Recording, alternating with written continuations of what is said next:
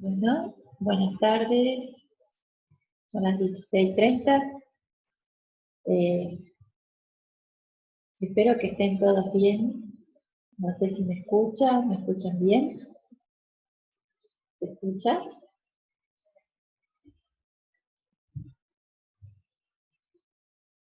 Sofi, ¿estás por ahí? ¿Se escucha? Bien. Está bien. Okay. Entonces, si les parece, ya estamos en horario, aunque veo que están entrando varios en este momento, pero ya estamos en horario. Así que vamos a dar por inicio esta clase virtual. Y antes de comenzar, es decir, de continuar con los temas que habíamos iniciado, quiero hacerle algunos comentarios que son de utilidad y algunos surgen en particular de las consultas que ustedes han estado haciendo. En particular, algunos han preguntado cómo se puede realizar la ojiva de Galton, las dos curvas, teniendo en cuenta que tienen dos tablas de distribución de frecuencia diferentes, es decir, que tienen intervalos diferentes. Y esa es una muy buena pregunta. Ustedes saben que sobre el eje de las X de la ojiva de Galton, ustedes tienen intervalos, están representados los intervalos de clase. Entonces, en ese sentido, lo que pueden hacer ustedes es unificar los dos años, o sea, los dos grupos de alumnos, y armar una sola tabla de intervalos para después hacer dos curvas de ojiva de Galton. Es decir, que lo que ustedes hicieron hasta ahora está bien. Yo sé que muchos han hecho sus tablas de distribución de frecuencias y las ojivas las han hecho en forma separada porque no han podido unirlas por tener diferentes intervalos de clase. Entonces, ese trabajo lo vamos a hacer juntos para que a ustedes no les quede dudas, pero lo explico previamente, es decir, lo que se busca es hacer un solo grupo de intervalos que pueda contener a los dos grupos de estudios, es decir, a esos 2 años que se les tomó el peso y el estado nutricional.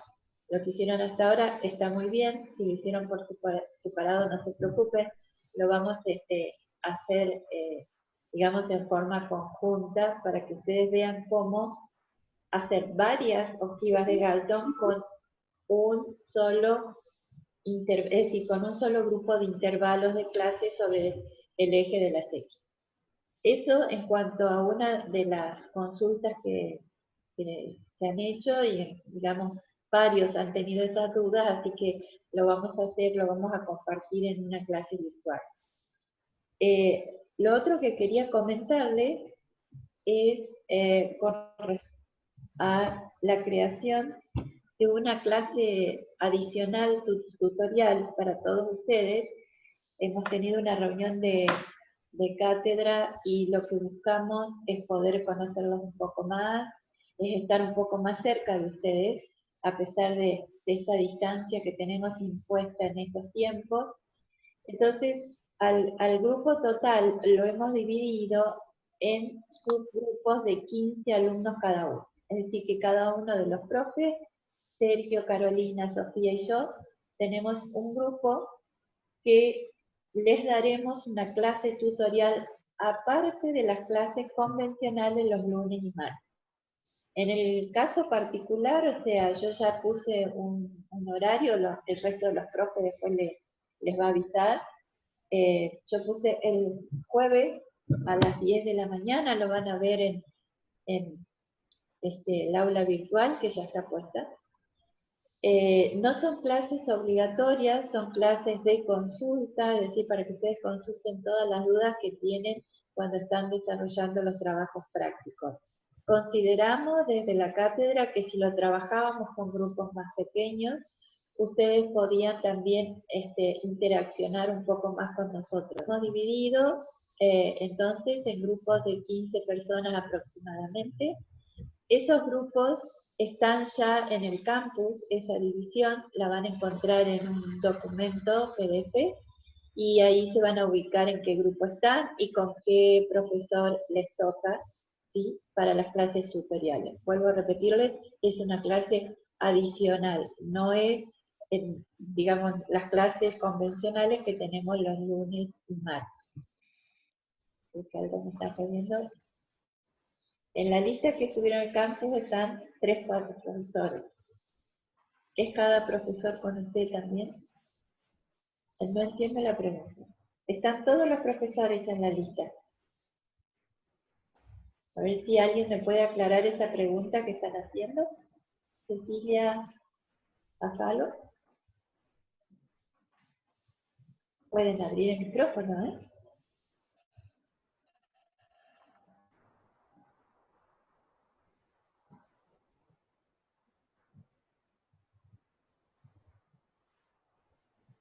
Ah, sí, vi mal, perdón. Ah, bueno, está, perfecto.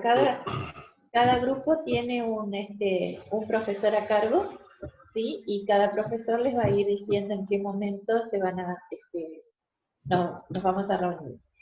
Esto no quita que ustedes sigan consultando de lunes a viernes a través de los medios que están consultando hasta el momento.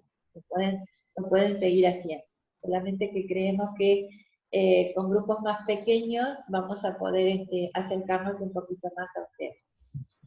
Bien, ese era otro de los mensajes. Y además, los quería felicitar porque están haciendo algunas consultas, que quiere decir que los trabajos prácticos los están haciendo a conciencia. Por ejemplo, descubrieron que la tabla de la Organización Mundial de la Salud comienza a partir, si no me equivoco, de un índice de masa corporal de 19, y resulta que había un dato de 18, entonces alguien dijo, y el de 18, ¿qué estado nutricional tiene? ¿Sí? Entonces, dentro de las preguntas que más o menos me van comentando que ustedes están haciendo, las otras consultas estaban referidas a lo que les dije al principio, cómo armaban ojivas de Galton, es decir, varias curvas con distintos intervalos que no lo podían hacer. Bueno, eso lo vamos a hacer, digamos, de forma conjunta, inclusive en las clases tutoriales podemos hacerlo y así ustedes esa duda queda resuelta. Bien, si no hay otra consulta respecto a los comentarios que le hice recién, mientras tanto voy a ir compartiendo el material que vamos a ver hoy, que ya lo tienen a disposición. A ver, voy a compartir.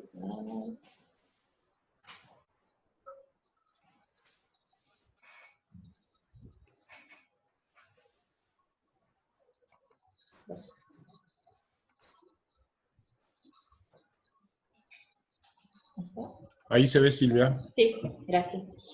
Gracias, Sergio. Ya este material ustedes lo tienen en el campus.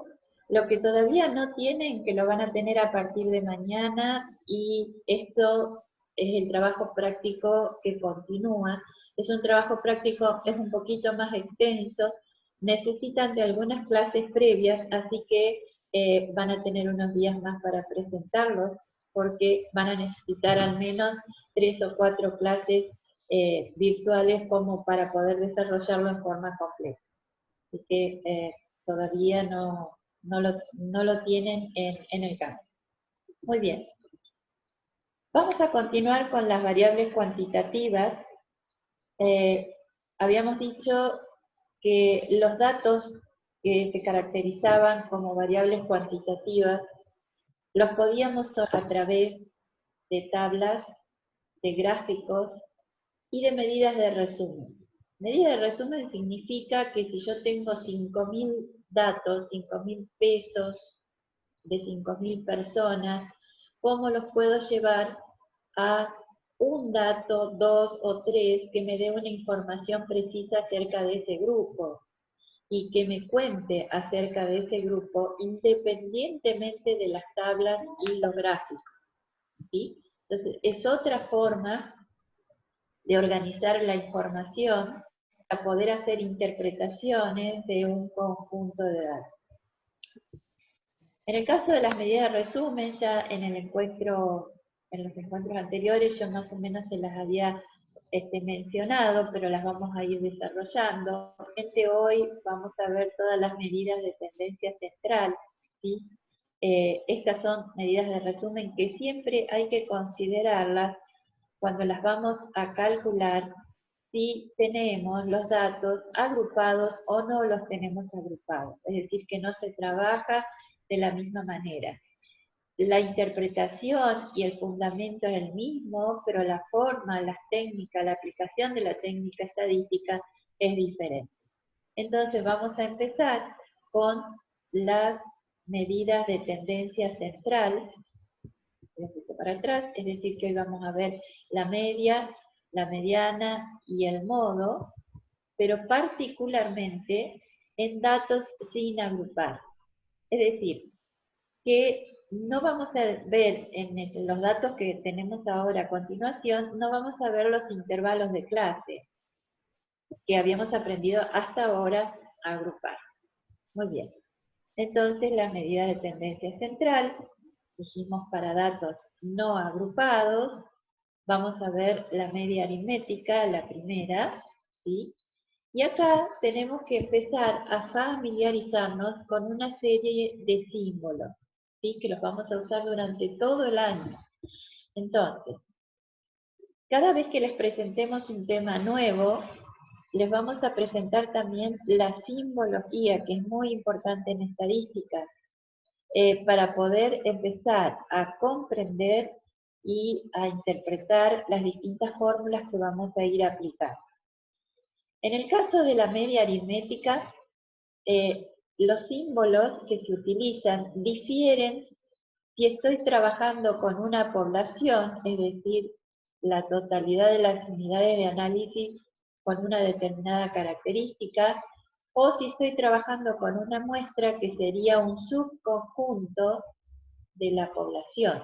Muestra es un subconjunto de individuos elegidos al azar.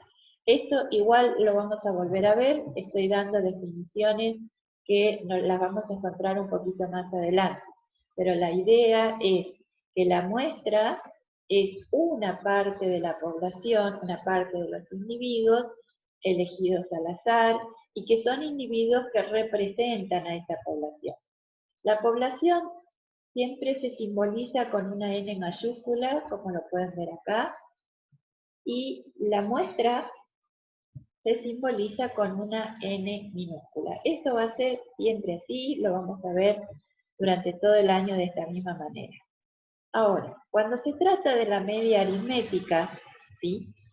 Si estamos trabajando con una población, el símbolo es una letra latina que se denomina mu, o a veces también se lo encuentra como nu, ¿sí?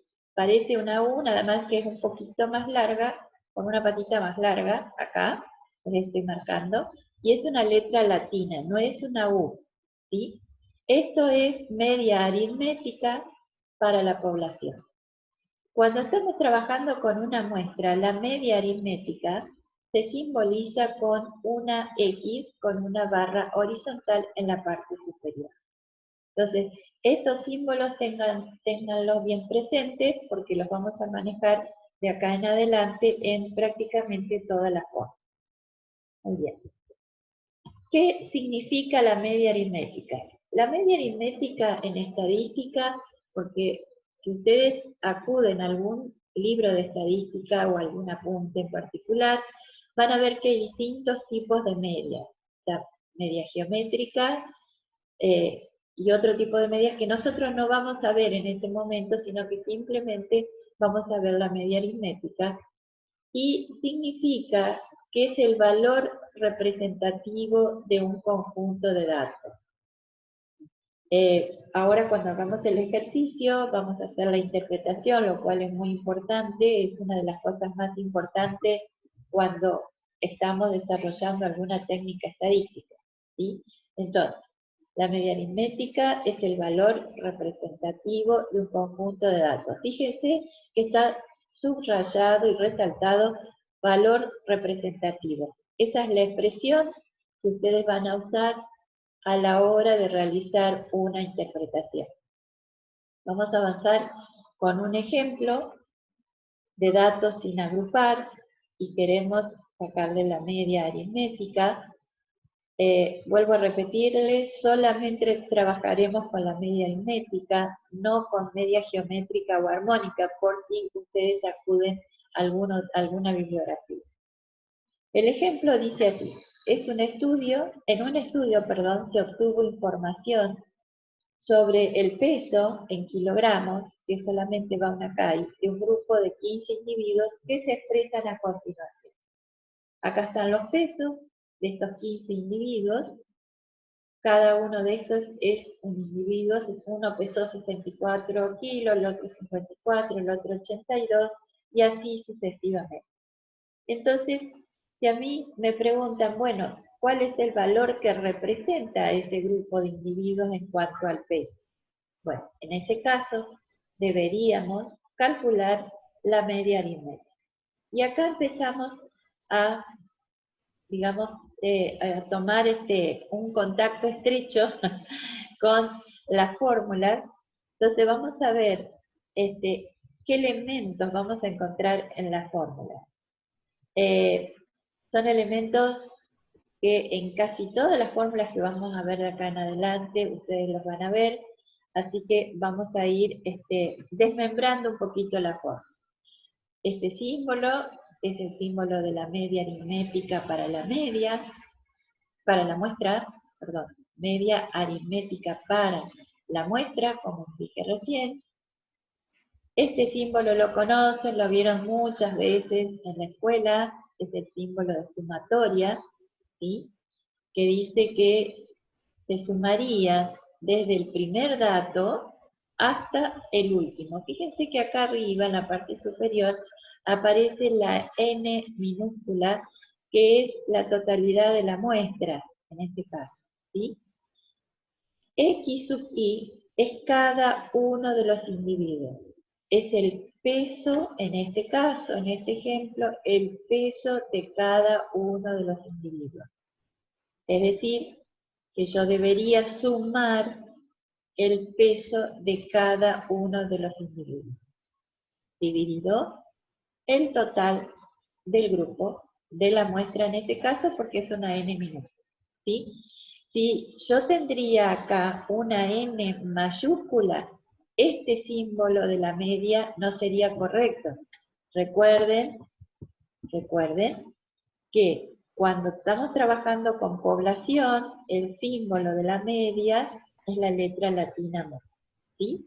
Si yo estoy trabajando con una muestra, el símbolo de la media es X bar. Muy bien. Entonces acá es algo muy simple, es algo que ustedes lo hacen en forma cotidiana, sobre todo cuando tienen que promediar las notas, ¿sí? Entonces lo que hicimos fue, según este ejemplo, sumar cada uno de los pesos de los individuos, ¿sí? Es decir, este 64 es un valor de un individuo, un valor de peso en este caso, de un individuo. Y así sucesivamente. Más 54, más 82, dividido 15, porque son 15 los individuos. ¿Alguien me quiere hacer una pregunta o tiene un micrófono abierto? ¿Pregunta? ¿Hasta acá? Bien, avanza un poquito. Fíjense que a ustedes les dio un resultado 72. Ese 72 no puede quedar así solito, sino que tiene una unidad y además nosotros tenemos que hacerle una interpretación. Esto es una, digamos, un ejercicio que hay que hacerlo de acá hasta fin de año. Yo obtengo un valor, ¿no es cierto?, de una medida estadística, deberá ir acompañada de una unidad, en este caso kilo, y además no lo puedo dejar acá, sino que tengo que interpretar lo que significa estos 72 kilos, ¿sí? En este caso, como estamos trabajando con la media aritmética, estos 72 kilos lo vamos a interpretar y es el valor representativo del peso de los individuos, en este caso de los 15 individuos, es de 72 kilos. ¿Sí? Fíjense que yo no vuelvo a decir el promedio o la media aritmética, no, digo, el valor representativo del peso de los individuos es de 72 kilos. Esto sería la media aritmética, una de las medidas de resumen de tendencia central trabajadas estadísticamente para datos sin agrupar. Avanzamos un poquito más, si no hay dudas. Si hay dudas, vayan preguntando. Esto es muy simple. La media aritmética es algo que ustedes normalmente lo van, la utilizan en forma cotidiana. Bien, vamos a ver la segunda medida de resumen, que es la mediana, y no confundan este término, la media con la mediana. Muchas veces escuchamos este tipo de confusión y van a ver que son dos cosas, dos medidas totalmente distintas. Muy bien. Con la mediana, con respecto a los símbolos, vamos a utilizar el mismo criterio que utilizamos de siempre. Primero vamos a presentar los símbolos. Y en el caso de la mediana, los símbolos son bastante variables de acuerdo a los autores. Si ustedes observan, yo le puse los 3 autores que más usamos últimamente para consultar, ¿sí? Y cada uno lo expresa de una manera diferente, ¿sí? Este símbolo, por otra parte, de la mediana, es común tanto para la población como para la muestra. Recuerden que en el caso de la media aritmética teníamos una división y los símbolos eran diferentes. En el caso de la mediana es común. Más allá de que los autores lo, digamos, identifican de manera diferente. Por ejemplo, este autor MD, Vasallo, en el caso de Álvarez Cáceres pone solo una M, y en el caso de Barón López, MED. Nosotros tomamos el criterio de utilizar la MD, así que cuando ustedes vean MD se trata de mediana, tanto para población como para muestra. Bien. También, bajo la misma lógica, vamos a ver primero qué significa. Hoy hablábamos de la media como un valor representativo. La mediana es el valor que va a dividir, es un valor, es un solo valor, que divide al conjunto de los datos en dos, acá dice la conjunto, es al conjunto de los datos, en dos partes iguales. Eso significa que va a quedar la misma cantidad de valores a la derecha de ese número y a la izquierda de ese número, o por encima de ese número o por debajo de ese número, ¿sí? De ese valor. Como ustedes lo entiendan mejor. Lo vamos a ver con un ejemplo. Entonces, lo primero que vamos a hacer, acá tienen un ejemplo, estos son pesos, ¿sí? Y para poder identificar la mediana, lo primero que vamos a hacer, los vamos a ordenar de menor a mayor. ¿Sí? 1, 2, 3, 4, 5, 6, 7, 8, 9, 10, 11, 12, 13, 14, 15 valores, 15 pesos de 15 personas. Están ordenados de menor a mayor. Recuerden que cuando se corte, volvemos iniciando nuevamente, ¿sí? Okay. Se me ha ido la pantalla. ¿La siguen viendo? ¿Siguen viendo la pantalla? Sí, se ve, Silvia. ¿Sí? Bien, perfecto. Bueno, vamos eso a porque tener... te salió el cartelito de los 10 minutos. Claro, por eso. Sí. Bien, vamos a ver entonces cómo descubrimos a la mediana. En el caso de que tengamos datos impares, hoy por eso los conté, ustedes se dieron cuenta que yo conté y conté 15, ¿sí? Si tenemos datos impares, entonces hay un valor acá que se sitúa en el centro, ¿sí?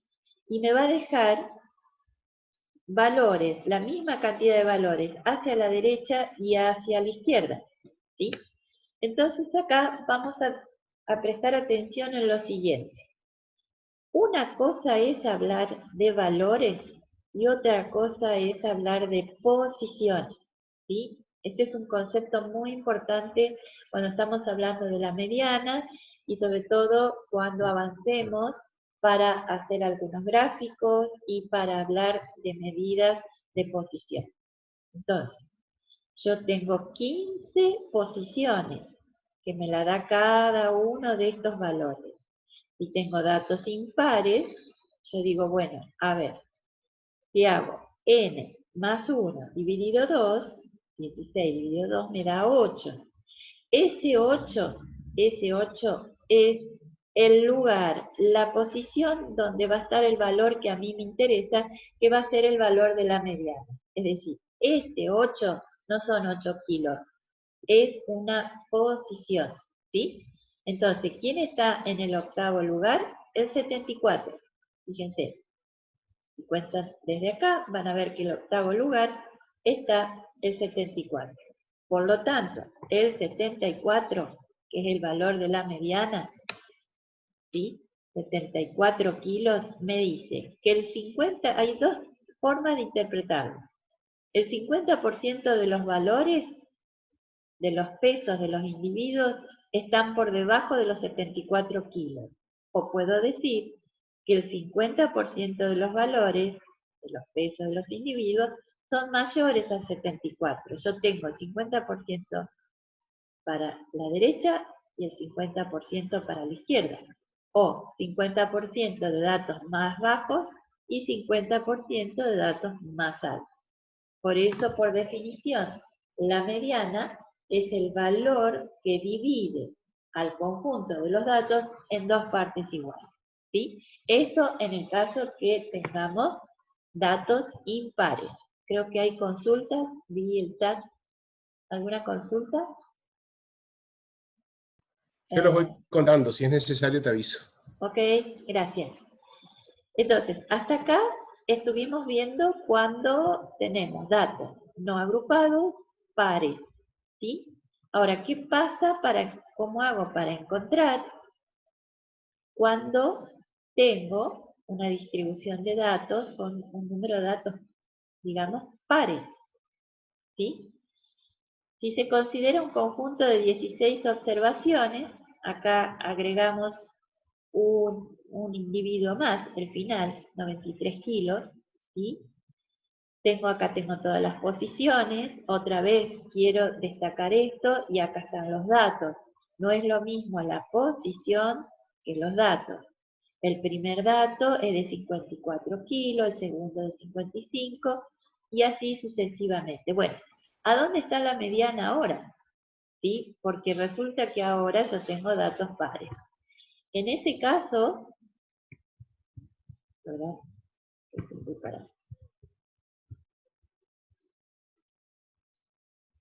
Ahí está.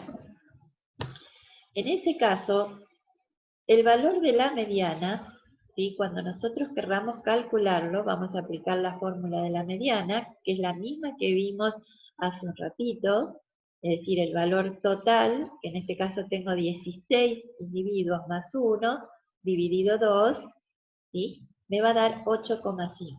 Perfecto. ¿Cuál es la posición 8,5? Va a estar entre la posición 8 y la posición 9. Entonces me vuelvo a hacer la pregunta, ¿a dónde está la posición 8,5? Entre la posición 8 y la posición 9. Dicho en términos de datos, sería entre el dato 74 y el dato 75. Entonces lo que voy a hacer es un promedio, una media, le voy a sacar de estos dos datos, 74 más 75 dividido 2, y me da 74,5. Ese 74,5, ¿sí? Va a ser, ¿qué está pasando acá?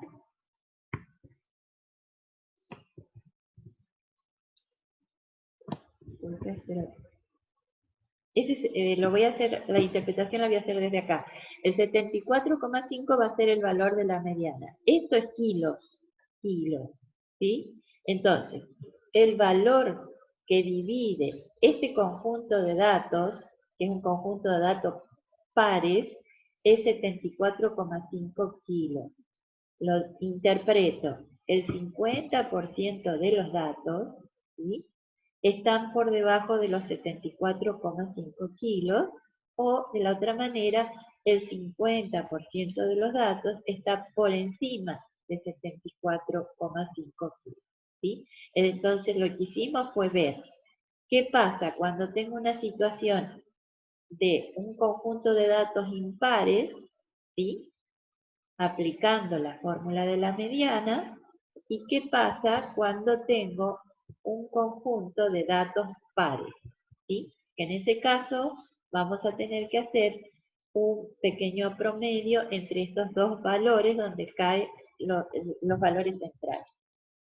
Bien, esa es la mediana. Lo que tienen que tener en cuenta, y eso tómenlo, no tomen nota o ténganlo en cuenta para mañana, que la mediana puede también denominarse cuartil 2, ¿sí? Recuerden esto. Es decir, que la mediana va a aparecer también dentro de otras medidas, que son las medidas de posición, equivalentes al cuartil 2. ¿Vamos bien hasta ahí? ¿Preguntas? No, no se mueve el chat. No, bien. Entonces, vamos a la tercera. Ah, ahí algo pasó.